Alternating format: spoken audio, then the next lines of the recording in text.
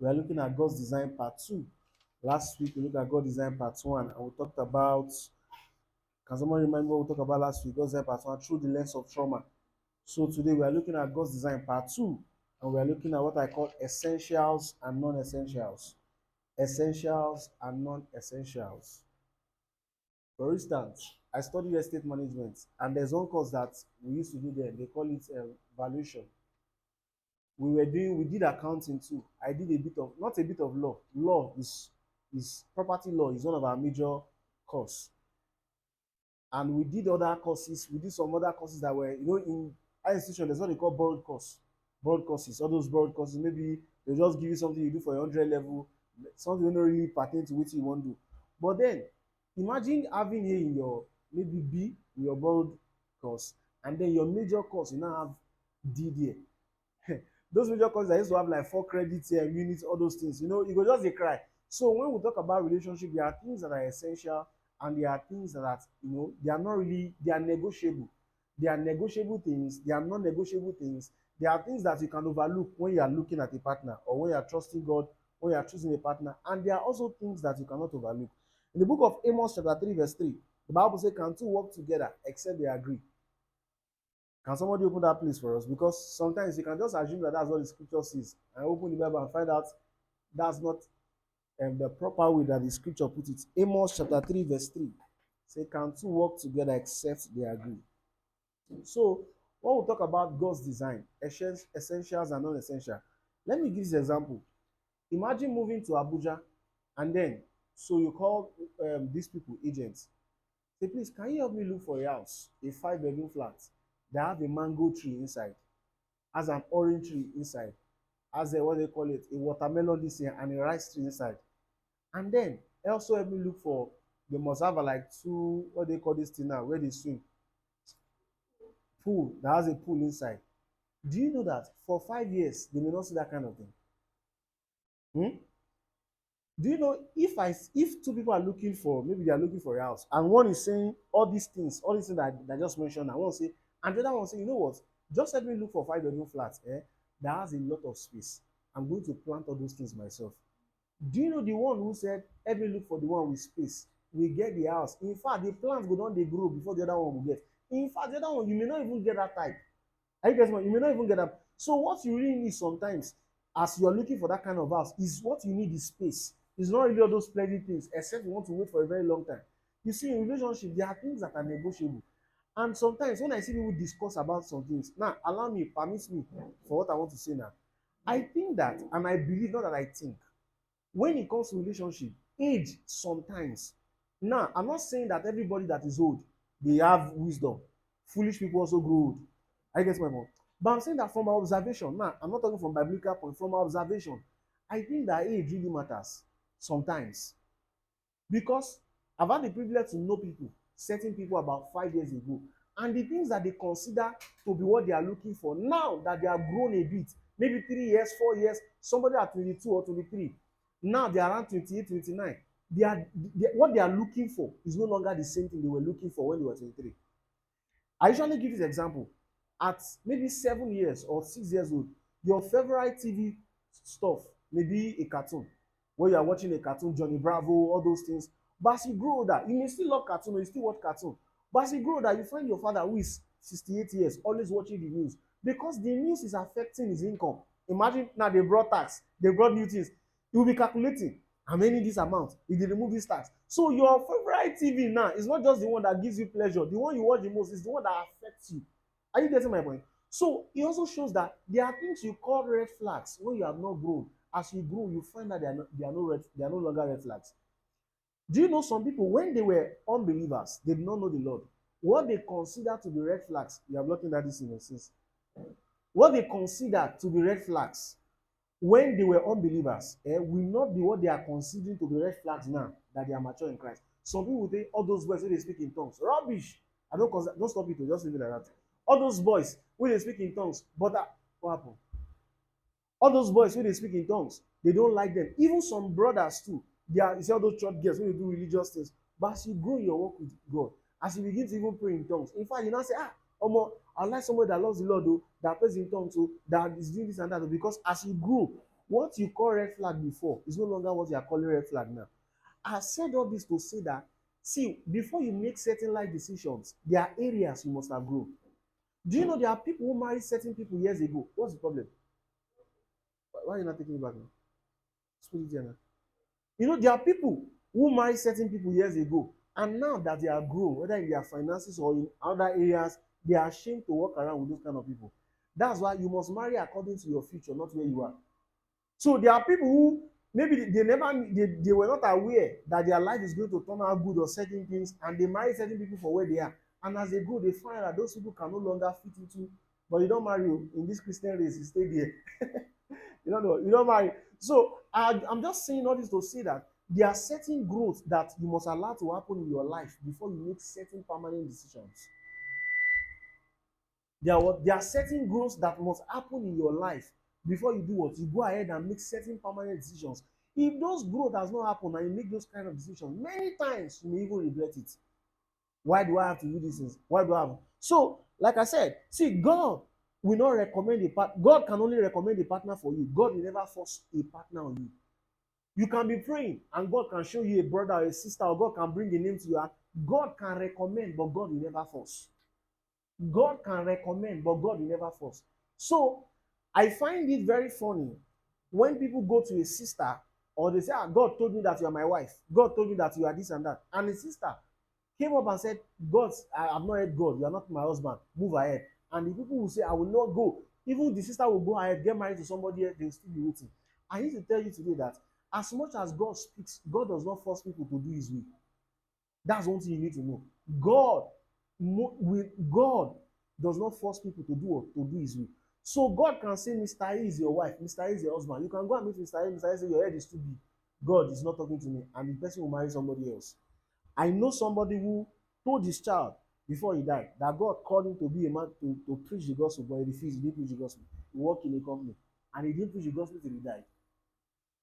So you see that God did not force him and say, go and preach the gospel. No, he didn't preach it till he died. He told his son. His son is not a pastor. He told his son that God told me that should be. I knew, and I did not do it. So it shows you that people have their own will. God can say something and they can say, no, God said it, but I don't want it. God said, I put before you today life and death. He said, choose. He said, but I will encourage you to choose. So God can recommend people for you. But that notion that because God said they are your partner, you must die there. Even when the people say, move on, I want to marry somebody else, is not true. Because God recommends, God does not force. It's only evil spirit that will force himself on you or force herself on you. But when it comes to God, God will only recommend. This is the person. Do you know that even the Israelites, I said it last week, that God wanted to be their king. God did not want them to go and have a king. They forced God. Samuel was telling them, allow God to be your king. They say no. God said, okay, give them, let them have. So they were living in the permissive will of God. So I said all that to say that in case you are here, God told you somebody is your husband, somebody is your wife. The person has maybe they did their introduction yesterday, or their engagement, or their traditional marriage. You don't need to go and be praying, Lord, scatter it. Lord, scatter it. It's wrong theology because you don't understand that man, they have their own will and they can decide to not follow God. So when it comes to this, what God does for us is to recommend and say, this is the person. And this is the person. I know people who say they know they heard God, that, but no, it's not God that's speaking to them. There are also people who are called to do the work of the Lord, but they will tell you that, God, I know that God is calling me, but I don't want to do it. And they will do it later. So it shows, you see, God will not even kill you. God will allow you to do your thing. But inside, you will know that you are not fulfilling purpose for your life. So even if God spoke to you from heaven, God said, this person is your husband. Even if God speaks to you from heaven, if you do not put the adequate requirement work that is needed, the relationship will still not work. Just, some people, the reason why they are not in a relationship is that they are waiting for God to speak to them so that they can hold on to it and say, na God tell me say this person is my wife. If God said this person is your husband, this person is your wife, and the adequate work that is needed for a relationship to work is not there, it will still not work. It's just like ministry.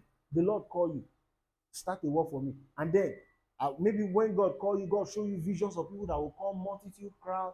You understand? People will come and there's no need. So you see one or two person, you will not pray. Say, don't worry, God told me you will die 70 years with 10 members. Even though what God showed you is 10,000 people, but you die 70 years because the work that is required for that prophecy to find expression, you are not putting it in. Paul was speaking. He said, the grace of God was upon me. He said, but I labor abundantly than they all. So Paul acknowledged the grace of God, but Paul still said, I labor than everybody. So just because there is a prophecy or there is a word from the Lord does not automatically erode the place of labor, the adequate work that is needed for a relationship. You know, I was talking to a young lady that was very close to me one time about a year ago or thereabouts, and I was talking about relationship, about conflict resolution. So I was telling her many things, and she said, when I see all these pictures online, people are happy. I don't know say work dey like this. I say yes. Every good relationship requires good work. You need to know how to talk. Conflict resolution, communication requires what? Good work. See, any relationship that you see many times or once in a while or maybe just once in their life, they've had a kind of conflict sometimes. Many of them, they've had a kind of conflict that will kill that relationship, but they refused. They stood and they spoke. They had, conflict resolution system that made that relationship to keep going till now. That relationship that you think you see online, everybody's just smiling. People will only upload the place that is what that is sweet online. Nobody will come and upload when they are crying or when they beat them. All those kind of things. Abeg o, you are not saying that you should be beating people in relationship. Before people will not say, are you saying they should be beating them?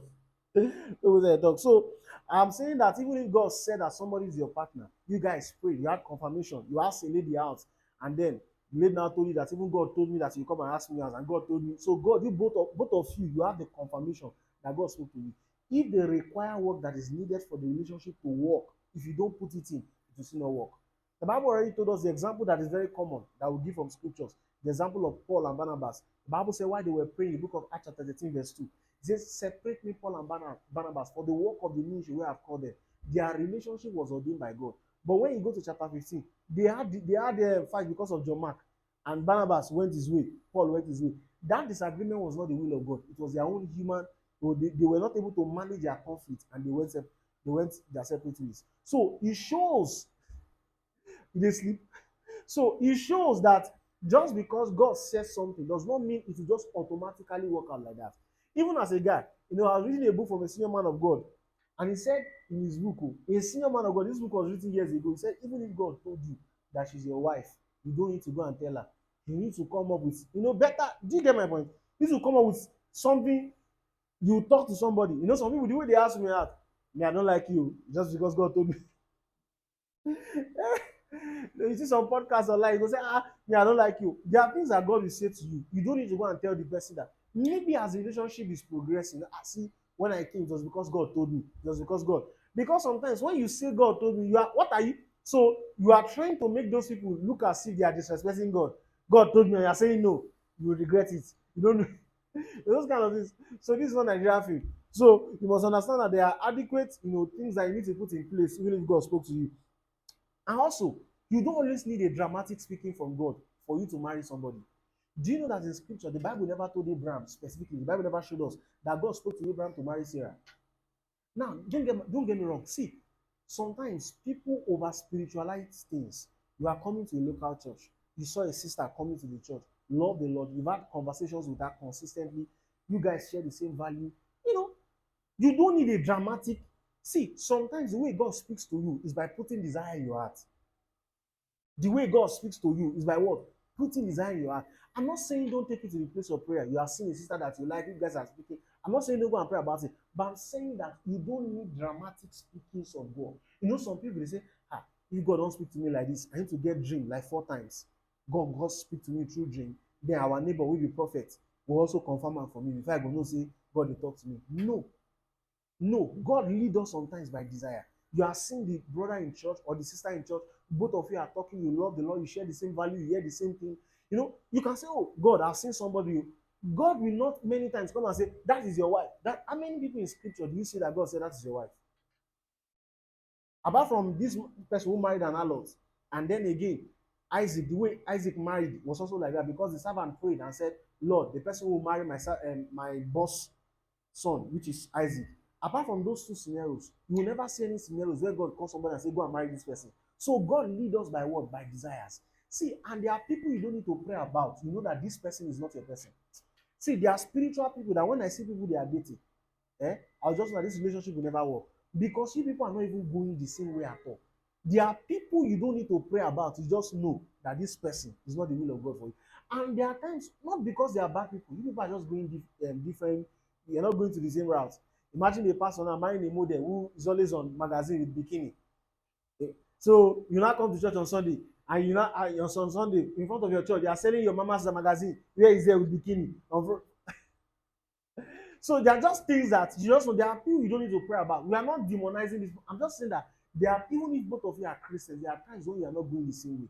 Now, especially this Japa wave, there are people that they know that God wants them to lead this country, and you know that God said no, stay in Ijesha or in Ilesha.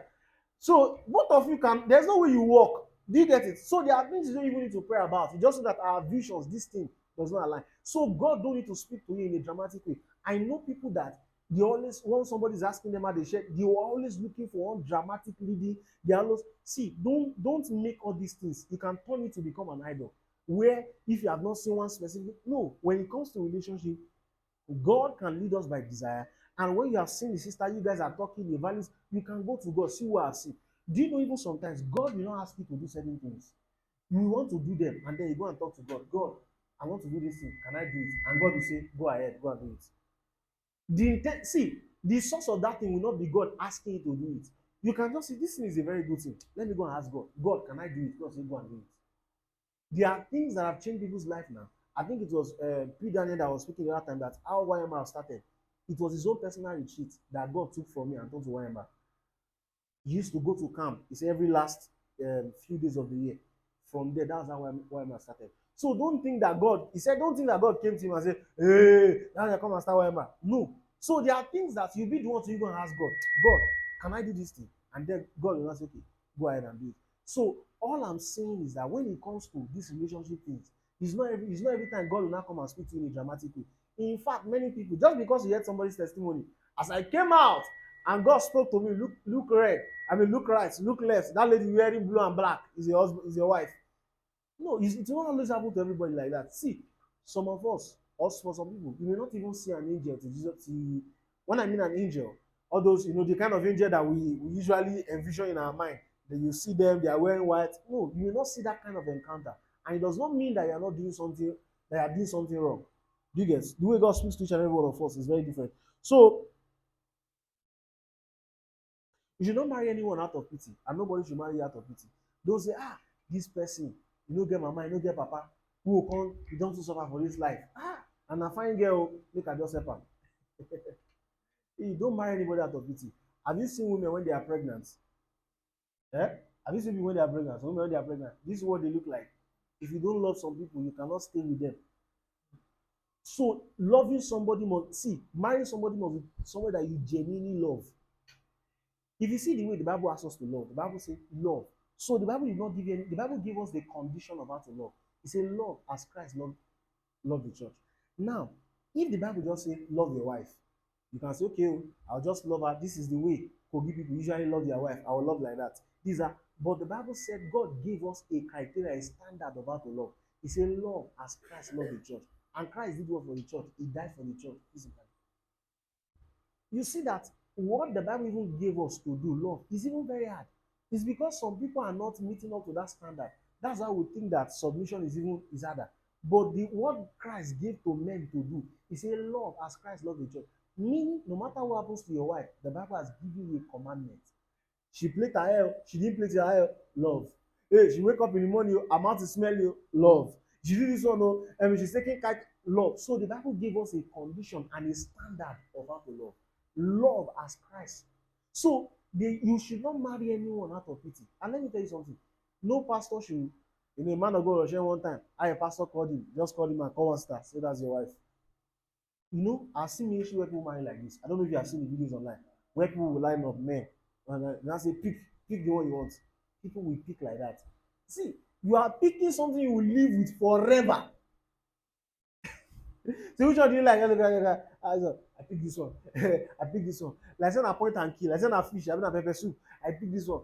So nobody should even come and force you and say, if I know two people who are dating, I know them, and the relationship is not working, I tell them go your separate way. Because if somebody is complaining about it, and maybe because the other person they are complaining about is somebody that I know, so I now want to say, manage it now. I don't tell people to manage it when it comes to relationship that is leading to marriage. I don't tell them to manage it. If you know you cannot take it, move on. Because I'm not the one who will be in the relationship with them. What you cannot accept in a relationship, in marriage, reject it now from relationship. Don't think that it will change. So make sure nobody is marrying you out of pity, and make sure you're not marrying anybody also what out of pity. So that somebody will not come and tell you tomorrow. You know, there are just things that can happen. You see, in marriage, when people say, when they are doing vows, all those old Orthodox church, and they said, in death and in sickness and this thing, it's not that they are wishing you sickness. So they know that they know what life can be. There are things that happen to people in marriage that they never planned that such things will happen to them. They never plan. There are people now after getting married, they found that the wife cannot conceive. Hmm. See, this is another matter that you need to have. See, there are discussions that are very serious that you need to have. If I say something now, somebody people say, God forbid, God forbid, God forbid. I'm not wishing all those things bad, but I'll still say it. If you get married to somebody and you find that the person cannot conceive forever, what will you do? The average Nigerian family of the man, they'll call you aside. Hmm. Now that this has happened now, you need to find one small girl outside and do this for her. That's why you must love God's standard. You must love biblical standard. As a child of God, you cannot go out and say you want to go and carry another. You know, the generation that we are dealing with, our generation, you need to be spelling out things. If you don't spell it out, you just call it. If you're married to somebody else and you both cannot conceive, because some even conceiving is not with the woman, it's with the man. And you both cannot conceive, you dare not step out of your home to go and impregnate somebody else. You know, if you don't say these things like this, some people, we need to be saying things out in this our generation, because people are calling sin my flaws. They are naming it something else, my weakness. Somebody is very, I'm not saying that there are no people with mental illness issues. Somebody is misbehaving, it's because I'm Scorpion, I'm macaroni, it's because of my mental health. Somebody is being silly. Do you get what I'm saying? So we need to be naming this thing. If you get married and doctor walk up to you and say you cannot give birth, what will you do? See, these are discussions that you need to have. And I'm not saying that anybody here will not, but I'm just saying you just need to have this kind of discussion. If it happens, how will you react? What will you do? Say, God forbid. You know, that's the average, that's what we say, God forbid. It's not be. I'm just saying, if you don't love your partner to the point that even if there's no child, you love them the way, that means you don't love them enough. Yeah, marriage. They say the happiness of marriage is children is a lie. Yeah, is that I'm not saying that children and all these things. I'm saying if there's a condition that ever happens like that, we see even Christian men and people, they will go back and go and impregnate somebody. I'm just saying that that's not God's way. That's not God's pattern. That's not how to love. So there are discussions that you must have even while you're courting. Hmm? So don't marry. This is what I'm saying, that don't marry anybody out of what? Pity. Don't marry anybody out of pity. A great man in this country that his wife was very sick. Bishop David Oyedepo's wife was sick for a very long time. Imagine the level of it happens to the wife 2 times. While they were courting, did they ever envision that kind of thing will happen to them? So when they talk about in sickness and in this, they are not proclaiming sickness on you. They are just telling you that in life happens. God forbid that it will happen to us. But will you love no matter? That is what love is. See the way she did, figure eight, all this thing. In 10 years in marriage, you won't be talking about figure. They are, see, don't make decisions because of temporary things and make permanent decisions because of those kind of things. So you should not marry anyone what out of what pity. You pity the person too much. I don't know this person for long, make I just help am marry am. If you wan help am, go collect loan give am o. Collect loan give am. So also marry current patterns, not po ten tials. What do I mean? Marry current patterns. If there is something you see that you don't like, and you know these are things that you can never take in marriage, don't go ahead to marry that person. Don't say I'm marrying something. No, marry current patterns. The pattern that you're seeing. Don't marry potential that the person will change later. The person will be like this later. No. See, many times, sometimes in marriage, people don't even, sometimes people don't change because they are not used to you. Take me as I am. Do you get? So marry current pattern. Anything you know you cannot take. There's one proverb they used to say about that. What you not take as a rich man, from when you are poor, you should start rejecting it. So anything you not take when in marriage, from now that you're seeing the person, they address it. They say pikin wey go turn na from small her leg go long.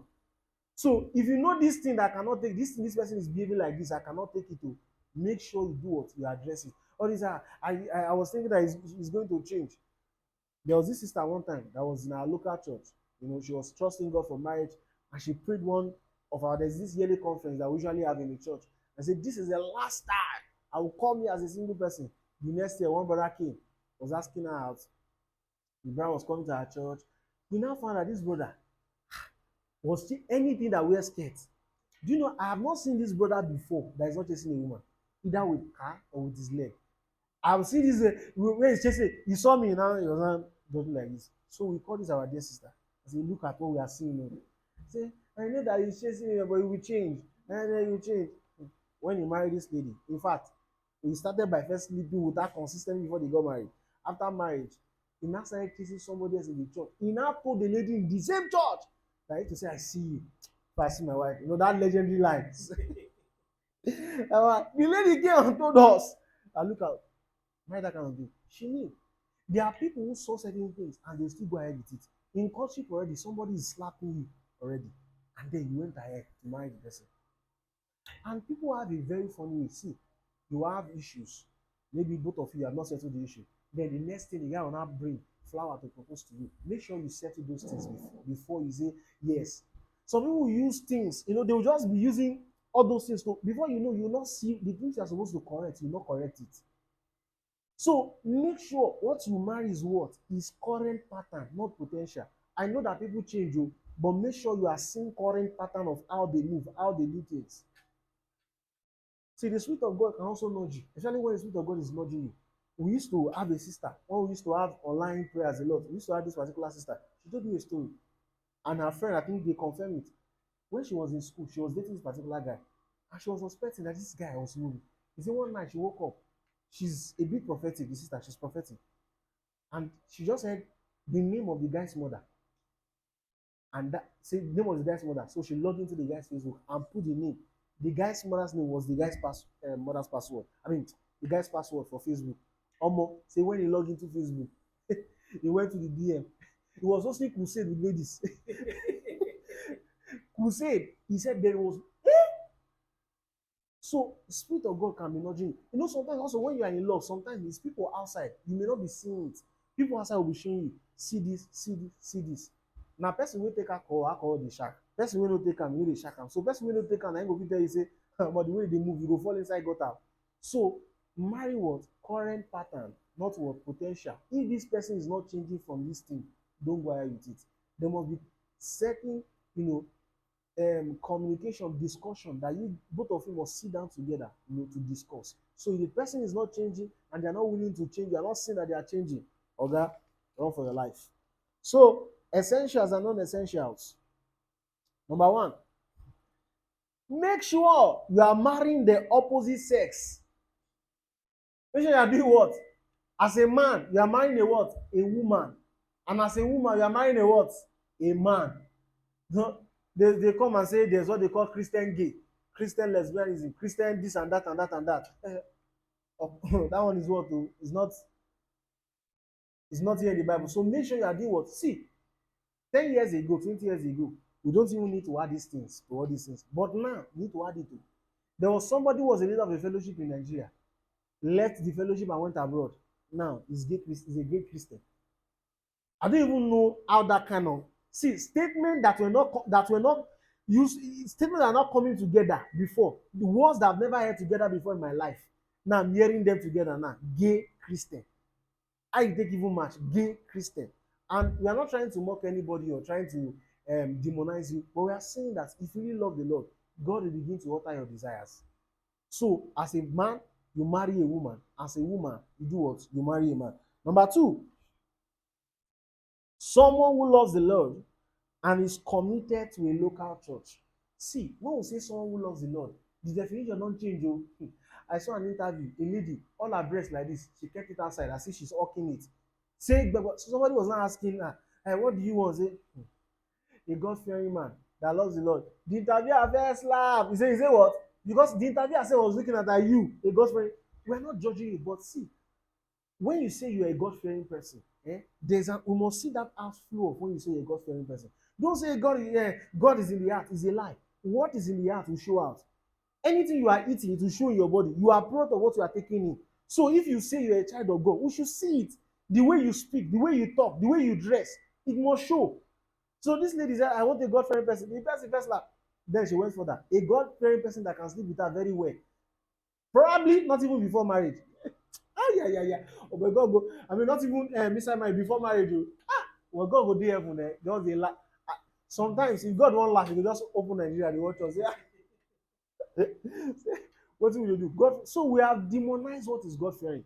Some people, their definition of God fearing is just a man that will not cheat on them. It does not matter what other thing the man is doing. Even if the man is into Yahoo, scamming people, as long as the man is not cheating on them, is God fearing. So the person you are getting married to must what? A God fearing person that loves the Lord, committed to a local assembly. There's someone that says, me, I'm serving the Lord, but it's in my heart. It's a lie. It's not what? The Bible says to not forsake the gathering of brethren. In Corinthians, when he was speaking, he said, you have been baptized into the body. The body, a Christian body. Because me, church is in the heart for me. All these church things they are doing, I don't do all those kind of things. Even as a brother too. And again, you need to understand that just because somebody is in church does not even mean you can marry them. So people are just coming to church for coming sake. You see them outside and you cannot point to the fact that they are coming to church. You see, that's why I don't always agree with the statement that people look like the church they are going to. It's a lie sometimes. Sometimes the pastor can be doing as much that he needs to do, And then some people it's just as if Satan is sitting on their head. So somebody that loves the Lord and is committed to a local assembly. Person wey no fit serve God, na him go fit honor you, whether as a man or as a woman. Number 3, check doctrinal alignment. It is sad that we have to say it now. Check doctrinal alignment. I was talking to a lady over the week, and she said that she's with somebody now, but she said that before the people that she will meet, they will say they don't pay tithing, they don't pay tithes, they don't do this, they don't. Now they used to have doctrinal clash, and those things used to bother him. See, so that say you marry somebody that is a Christian, but their own Christianity they usually carry sacrifice.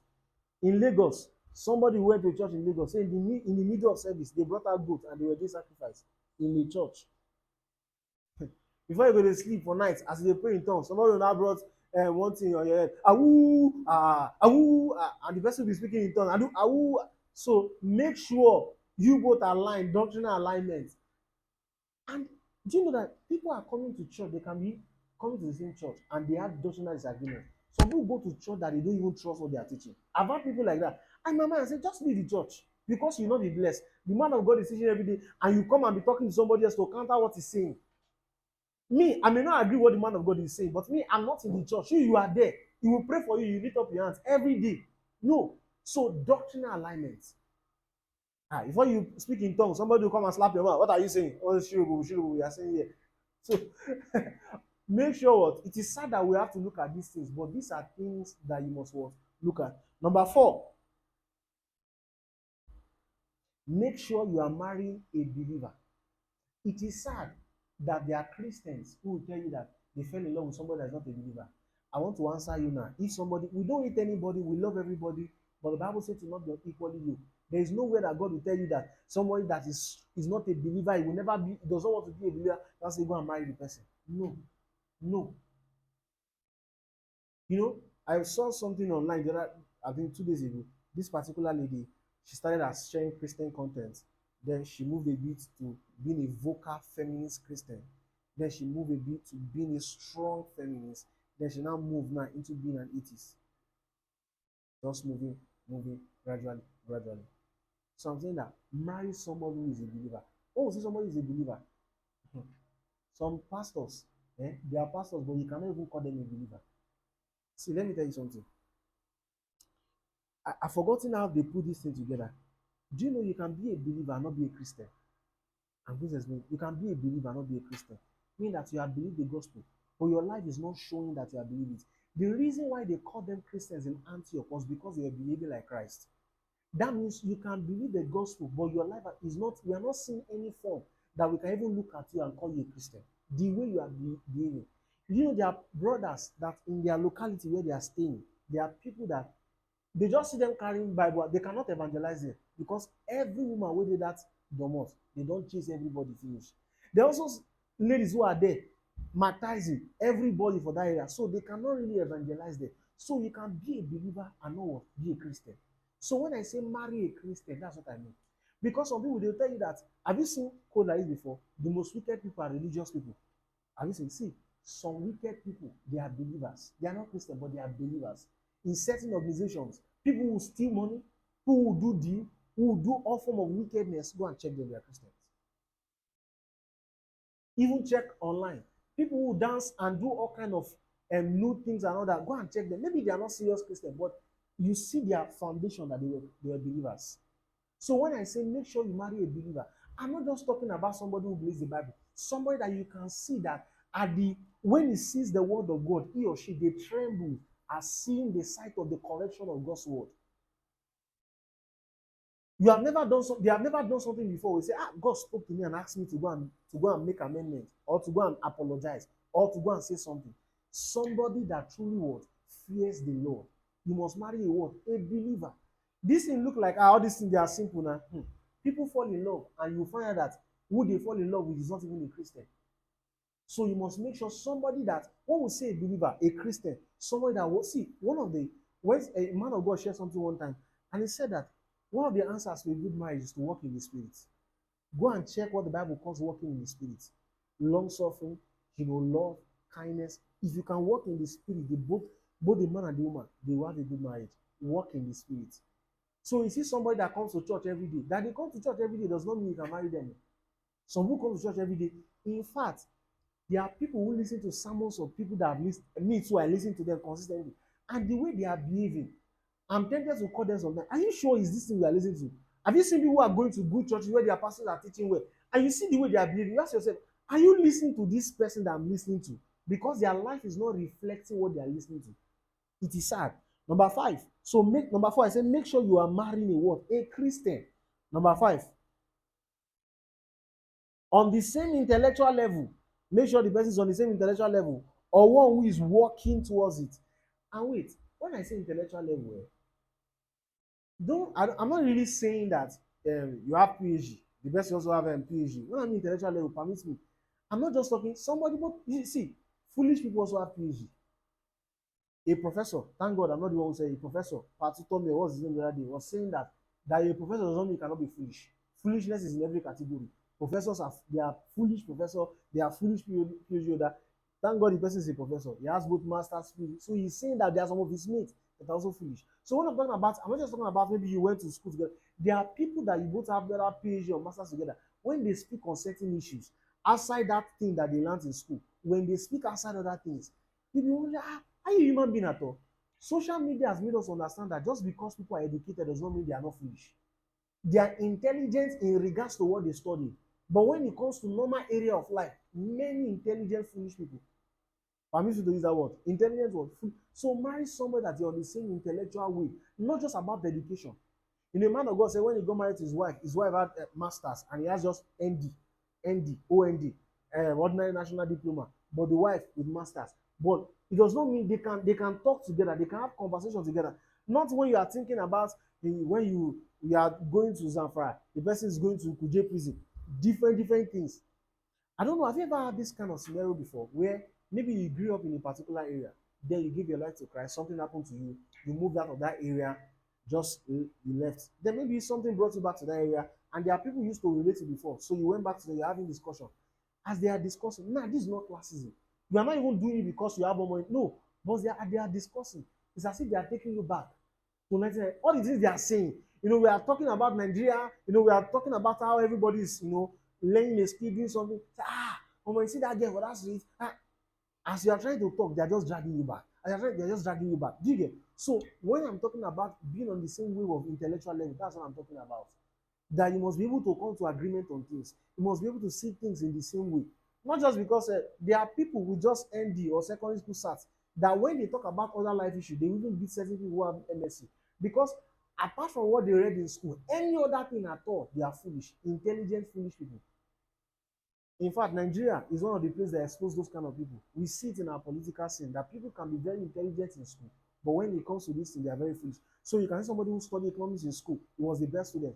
Oh yeah, and they will not say, yeah, become the minister of this and that and that. And becoming that minister, he will not be able to do one thing there. So when I talk about that intellectual level or somebody working towards it, I'm talking in that framework that you guys are able to come to an agreement, able to do things together, understand yourself. That's what I mean. Number six, somebody that is hardworking. I put here hard worker. When I mean hardworking, when we talk someone that is hardworking, I'm not just talking about a mechanic. You can say a mechanic is very just. I'm not talking in that regard. I'm saying somebody that is goal oriented. You see that, you know, there are people that they are not really doing nothing much is working out for them now. But me, when I see them, the kind of zeal they are putting into things, and you just know that these people, even if they will not be billionaire in the future or something, but you know that something is going to work out for them. You see how they are putting in the effort. You see what they are trying to do. So somebody that is goal oriented, somebody that you know that no, they are focused. They are, and it's sad that some of us who are Christians, we are even the one who don't do these kind of things. I forgot we went to somewhere the other day, and I was saying that places where they even put, if you open, let me say an hotel now, if you open an hotel, or you open maybe a school or something, and you say, this school, this hotel is Christian hotel, something, and you employ Christians there. If you don't monitor those things, an average Christian will be in that place. The kind of service, customer service they will have there will be very poor. Because all they will be depending on is devotion. Let's pray, let's comfort people. Then people will come. The security will be there sleeping. You will not open gate or copy or show them where to park. You will book something. You will just find that they think just because they call it a Christian hotel or a Christian something, it will just automatically sell itself like that. It will just automatically sell it. So when I talk about working hard, I'm not just talking hustle, just hustle here and there. You are seeing the person that this person is very vision oriented. This person is putting his hand to work. And see, when we talk about hard work, because of the way we are taught, many people think it's just for the men. Just some people, their mind is just going that. Just no, as a human being, you should be able to do something for yourself. Put your hands to work. That's why we have somebody that will just they'll feed themselves for 3 days. I like the woman I'm becoming. Now who's supposed to pay for you? Say, I took myself out today. You go chop. Now what people they do every day? If you chop yesterday, you took yourself out. So we celebrate little things that we should normally do for ourselves. So when we talk about being a hard worker, people think we are just talking about the man. As a woman too, put your hands to work. See, we are now in a generation where women, you see head of banks. I saw the list of head of banks who were women the other day. What a man can do in the public sector, we see women also doing it. In fact, women are even smashing it. You think if you stay in Fafa, what do they call it? Do say you say me. You say in do say there you are struggling with people. Me, I can never marry anybody that is poor. All the things you are seeing around yourself are poor people. You think it's the richest man in Nigeria or in Africa daughter that went to Cambridge? How will you meet him in Kuba secondary school? There's no way. I even get my so there are things that are even arguing that does not even make sense. So when we talk about hard work, we just think we are talking about the man. As a woman too, you put your hands to work. See, when you are sorted as a woman, let me say this now, you are a man sees that you are working, you have your own do. Somebody is coming to talk to you, they will not come and be talking to you about I will buy you shawarma, I will buy you. Get those kind of things. They are coming at another level. If they are not prepared, they will not come. Especially in Nigeria, where classism is the order of the day. If you see a lady driving a car as a guy, do you know there are many guys who not approach the lady, even if they know that the lady is single? Anybody coming to approach you now is not coming to approach you from the lens of hunger. I want to help you. No.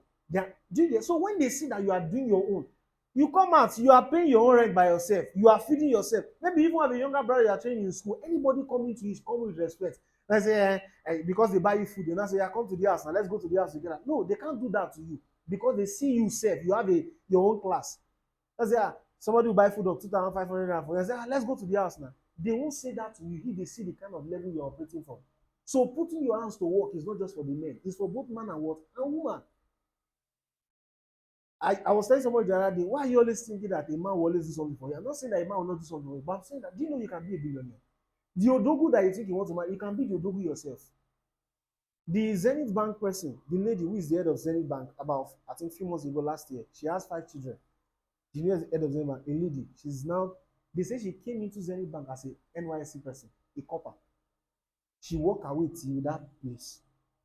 So don't think that this word is no, they say it's man's word. Now lie, when it comes to the public sector, you can have as much as what as a man.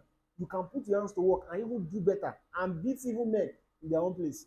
When we're in university, the person who was carrying first class as a woman, nobody say that girl A everywhere, maybe only one AB she get. Na woman, she dey beat all of us hands down. Nobody fit talk say men dey even copy am sef. Hey, Rosemary, hey, na she dey from 100 level to comot, she beat everybody.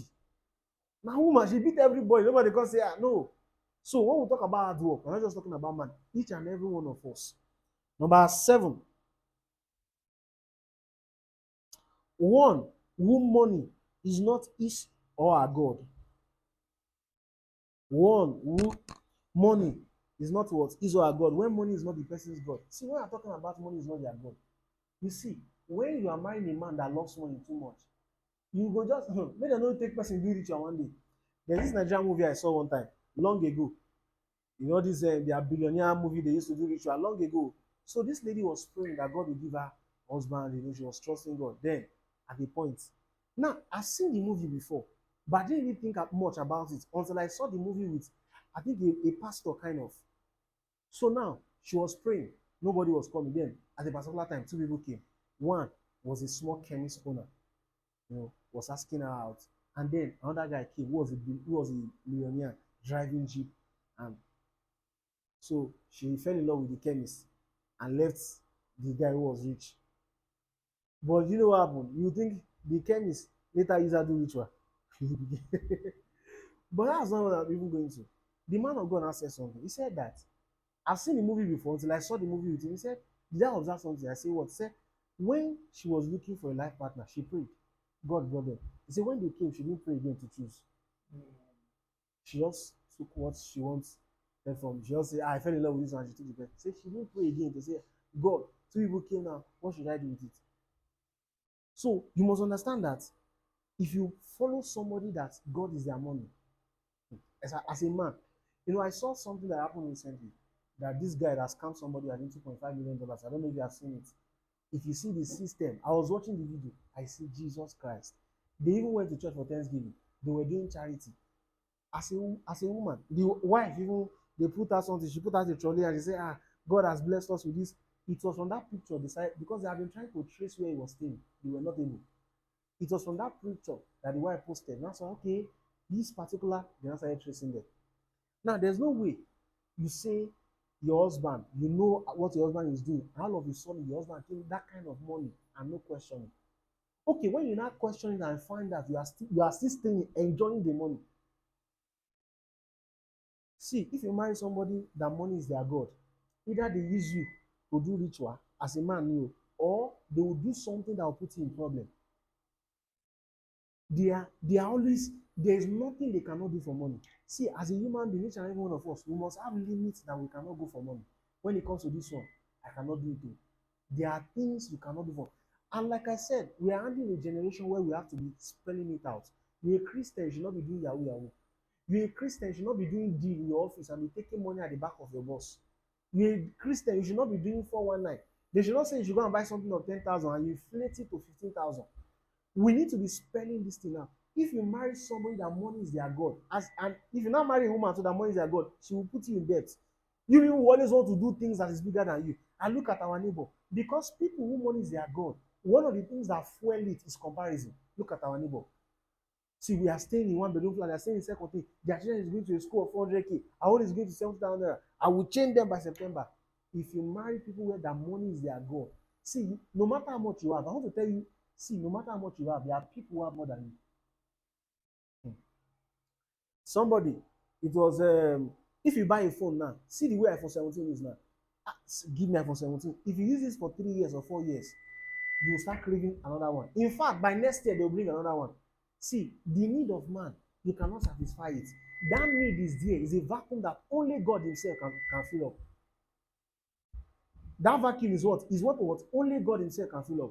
A man of God that said that he used to take economy before. One day, he wanted to board flight. And I said, yeah, use business class. He said, he was inside the business class. They brought him food. They were drinking. Say they brought him till they even brought him alcohol. I said, I don't drink. Oh, I'm a pastor. He said, but when he used to be in that economy, he said, what is there? Is there business London? All of us will arrive in London. Say, but when he entered that business, you know, say, London no be London. So that day came. He said, when he wanted to fly another time. That day, I think maybe the flight people they know him, so they put him. So it was the economy flight, though, but he wanted to go to business class. I said, no, go back to your place. Now, he said all that to say that, you see, now when you start flying business class, after some time, you feel like, make I try first class again. When you start flying first class, you, make I rent private jet again. See, you will always need something. So if you don't quench that thing, there's always something you have to do. See, if you are staying in one room, you say, God, if you take me to second thing, you get to that second thing. God, I'm about to marry one bedroom flat. God, as I'm married now, I want to give a two bedroom flat. I'm not saying all these things are not good, but you must know at a point where you say, this thing. So one of the things that fuels people who money is their god is this kind of thing. They are always comparing. And they don't know, in comparing, always wanting, you fall into a ditch. I used to tell myself sometimes that it's not everything that your heart desire that you give yourself every time. It's not what? See, it's one of the way to keep yourself happy. It's not everything that your heart desires that you give yourself every time. That is how to train yourself from lust. Every night you're always eating suya, shawarma, suya. Some nights I know I want it, but I will not take it. It is not everything that you have desire that you do that you give yourself. That's how to control lust. If you see people, anything they want to get it. This Peruvian weave-on, or they call it Brazilian, this everything they want to get. So be careful of people that money is their what? Is their God. Number 8. This is very funny. One who is not worshiping this or our pastor. See, and I'm going to give you reason for this one. One who is not worshiping what is our pastor. One must be committed to a local church. One must honor their pastors, but you must not cross from the line of honor to what? To idol worship. Have you ever tried to talk to a sister or a brother who is in a church where they are worshiping their pastor? There's nothing. They are. Thank God we were here the other day where his sister said that it was a pastor who scattered their family. We saw the things that she said. Their families, their good relationship that worked today. It was because one person that belongs to a local church was worshiping his pastor. When you see people where I don't know, I don't want to say something so it will not look like, but we must, as Christians, we must not cross the line. There's a thin line between honor and idol worship. See, if you belong to this church, and then there's another, if you are asking, maybe it's a lady here, and then another brother from another church, and the church is a good local church, you people are aligned in your doctrinal, this and that, the person can marry and go. I just even say, everybody, yes, it should be the joy of the pastor for people that you have trained to marry and stay. But in certain scenarios, some people don't marry some people out of your church. That's just how it is. As long as they are in safe hands, you should be happy with them. Are you getting my point? As long as where they are going to, you should be happy with them. So don't create that scenario. No, there are people that be married that it is all this kind of doctrine and all these things. I'm not saying you should not align your doctrine. When we are moving into a place of from honor to idol worship, that's nothing. Um, yeah, my pastor, and you cannot. There are people who cannot take decision in their life without talking to their pastor. Nothing, no serious, nothing. Please, you must be very careful. Number 9, please, marry someone you are attracted to. Marry one, someone you are what? Is it the battery? What's the problem? The mic, abi? The volume. Reduce the volume. Why? Someone you are attracted to. See, even if God says somebody is your wife or somebody is your husband, and maybe initially you don't like the person initially, but as you begin to, because sometimes you need to know people to really like them. To be sincere, you need to know people sometimes to really like them. So if you now begin to have conversation with them and you fall in love with them, fine. But if you say God says somebody is your husband or your wife, after having conversation, talking to them consistently, you don't fall in love with them, and my brother or sister, go and hear whether you really hear God well. See, the way some people they think that God will just push you and say, even if you're not attracted to the person. See, marriage has a lot to do with attraction. I'm not saying it's the ultimate thing that you must look out for. And again, you must define your attraction. Because some things that you call attraction is social media that defines it for you. As they give birth to you, you did not come with, when you came into this world, you did not come with figure 8, or you didn't come with, do you get that kind of, as you grow, the information that you keep consuming is what you define as attraction. There was one picture that somebody shared with us. The woman was said to be the most beautiful woman in that particular region years ago. I've forgotten if you see the woman. We now in this generation, we no go even consider if they are doing Miss Lugbe, that person will not even come out. Are you getting my point? So I'm telling you that it is based on the information that we have every time that defines what we call attraction. But if you are defining attraction, but make sure you define attraction from the lens of God's word. If you have not defined your attraction and you are not attracted to that person, my dear brother and sister, talk to your leg. Do what? Talk to your leg. Because there are things in marriage that will make you know that if you are not attracted to this person, you'll not be able to do this and that. Do you get? So you must be what? Attracted to the person. Person wey no dey attracted to won't even touch you, go nearly wan blow am. So everyone blow. So make sure you was attracted to the person. Number 10, last one, a generous person. A generous person. You know, sometimes when we talk about generous person, some our sister they'll say, yes. See, generosity is not gender based. It's not what? It's not gender based. As a man and as a woman. In fact, if you love somebody, you give to them. You can give and not love, but you cannot love and not give. If you love somebody, you'll be looking for a way to make life easy for them. So if you see somebody that they claim that they love you, they have not even show any form of generosity towards you before. Somebody was saying the other day that he married somebody that if they want to buy something in the house now, the husband will write everything out. You go to the market and say buy everything and give the wife the key. See, you'll be watching it, how they are eating it. Not that it's broke. So if Kanda don't finish, you go write them down. I'll buy Kanda and I'm coming from work. So imagine that kind of thing. So a generous person. And just let me fuse this thing under a generous person. Somebody that both of you sees money the same way. You know, some people, the way they see money, when I have all the money, I'm gonna make a blow and finish, God will bring another one. But you a kind of person that you want to eat 70 and save 30. You may think these are little things, but when you get into marriage and you see that you guys need money to do a lot of things and you need to save, and this person, some people have culture of doing anything, they just blow all the money. That's when you know that you're in serious soup. So when we also talk about generosity, it's not just for one person. See, love is both of you in the competition of trying to outlove one another. Love is what? Marriage is both of you in the competition of what? Trying to outlove one another. So somebody is generous to you, you are generous to the person back. Somebody is, you see people who are generous. Somebody, your partner is doing, you said you are thinking of what can I do? Those kind of things. In your little way, both of you, the guy can be richer than you, the lady can be richer than you, each of you, but from your own level. Let me give an example. If, for instance, maybe my income every month is 1 million naira, and I have another friend, the income is 50,000 naira, and on my friend's birthday, I said, let me go all out for my friend. And then I brought maybe I went to rent an apartment for him, like 800,000. Say, let me just save the money and do something for him. Rent an apartment, maybe like 500K. Now, on my birthday, I'm not expecting him to give me 500K. Person wey dey earn 50,000 naira. If that guy even brought out 5K and do something for me, I will appreciate it. So just because you are generous to people at your level, don't think they may have to come to your level, especially when they are not in your level financially. Do you get the point now? When they're not in your level financially. So if your babe dey earn 50K and you dey earn maybe 500,000 naira, na boss as you go buy for you, take am like that. Don't say, but me, I bought you the. I'm just saying, do you have my point? Hey. So don't think that the person, see, how we define giving. It's not how much you give, it's what is left after giving. That's how, even when you give to the kingdom of God. Remember when everybody was giving? The Bible says everybody gave more than the widow, but the widow gave her last. See, you define how generous a person is to God, to human, not by how much they give, but how much is left after giving. If I have 50,000 naira and I give you 30,000 inside, I have 20K left. If I have 100K and I give you 30,000 inside, we didn't give the same.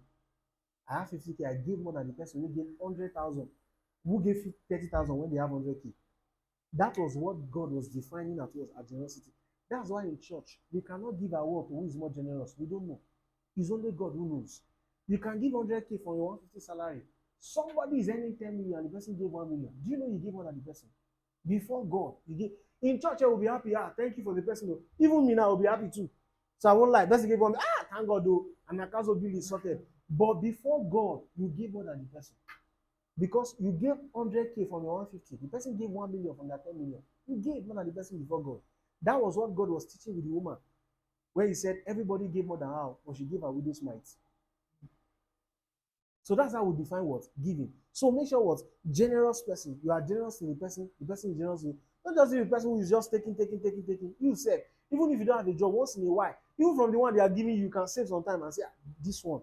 See, you will know a generous person from the days when they have little. You don't grow big to be generous. You are generous from the days of little beginning. If somebody is waiting for them to have billions for them to give, they are not generous. Generosity starts from the days when you have little. If you can't part with 1 naira, you won't part with 1 million. Don't deceive yourself. Have you seen people say who say, if you are earning 2 million naira, are you sure you can pay the tithe or $10,000? Check them too. They are struggling with the tithe of 100K that they have now. So if you cannot faithful with little things, you will not be faithful in much. Generosity. Non-essentials. Before I round up, number one, non-essentials. Try. Say if God is pointing you to somebody from Calabar, you say, I cannot marry from Calabar. Somebody from Ibadan. I cannot marry from Ibadan. Before God, those things are non-essentials. They are not what? Non-essentials. Say all those things, they are just things that happen based on cultural tribalism is what? Non-essential. Try. Number two, I know some people will say this one is essential. Height. The guy is too tall. The lady is too. See, at the end of the day, let me tell you something. Some things are not. I know that before us now, but in a large scale of looking at destiny and those things don't really matter. Some people will talk for their mind. I remember seeing a man of God talking about, are you saying you can't marry somebody because of height? I saw one lady just say, God, please, I know, but let him be tall. So I'm just saying that in the scale of things, actually, you see that those things, they don't really matter like that. Number three, complexion. Have you seen somebody that say, some people, if the lady no fair, make it dey like mirror, I no fit marry am. Or say I don't like fair guys, I like. At the end of the day, sometimes those things, they are just things that, like I said, when they gave birth to us, none of us came here with any information. We choose things based on the information that we consume. See, all of us, we are under the influence of something, and many times we are under the influence of the things that we have consumed the most. You are influenced by something, you may not just know. Either the things that you have consumed the most. So what? Complexion. Number four, which is the last one, dress code. See, when I say this is their okay, dress sense, sorry. Dress sense. They are, when I said all these things, they are not essentials. They are not really, for instance, if somebody don't know how to dress, these are things that you can change. You can change it. Say, Jennifer is just smiling. No, you can change it actually. You can really change it. This person don't know how to dress, you can change. Dressing, nobody, they don't born anybody with a physique from heaven. We grow to learn these things, do you get? So dress sense is something that you can change. And some people say, Pastor Bolaji himself said it, that when he met his wife when he was growing, he would just wear color red, color pink, just looking like plier. That was just the make kind of color. Do you get? So there are things that you can grow into. In fact, some people, some pastors that are very stylish now. I remember listening to a pastor's wife. He said when they were even dating, he was not even that stylish. And for some people too, now they just need better exposure. For some people too, they need better resource.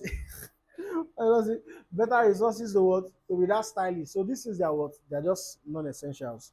I don't know. Is there any questions for all that from what I've said? Any question? Monday.